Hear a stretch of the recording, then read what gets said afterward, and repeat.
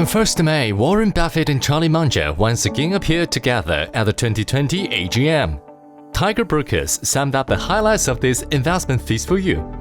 Berkshire announces the latest top 4 holdings, which together account for 66% of his portfolio.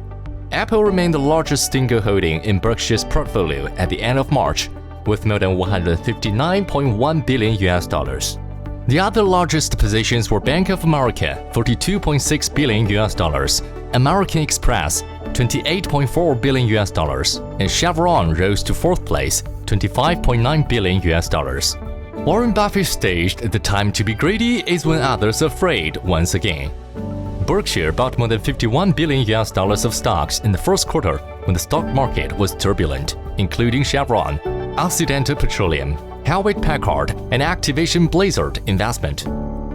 The stock market is like a casino. Everyone gambles in it, and the way Wall Street makes money is by speculation. We don't know the reality of the market or the economy, and only buy when shares are cheap. Inflation swindles the bond investor too. It swindles the person who keeps their cash under their mattress. It swindles almost everyone. We always hold a lot of cash, which is like oxygen. Many things change, but cash does not change. Some monkeys have no idea what they are doing, but I'm going to invest in them because they are not as greedy as human beings. Repo depends on the valuation of the stock and the current investment situation, and we prefer to invest in business that we like. Assets without productive capacity will eventually return to zero in value, like Bitcoin. The dismissal of Warren Buffett is absurd and ridiculous, just as when Odysseus returned from the Battle of Troy, someone criticized, "You won the war, but I don't like the way you hold your spear." What others trade is your ability. The best investment is to develop yourself.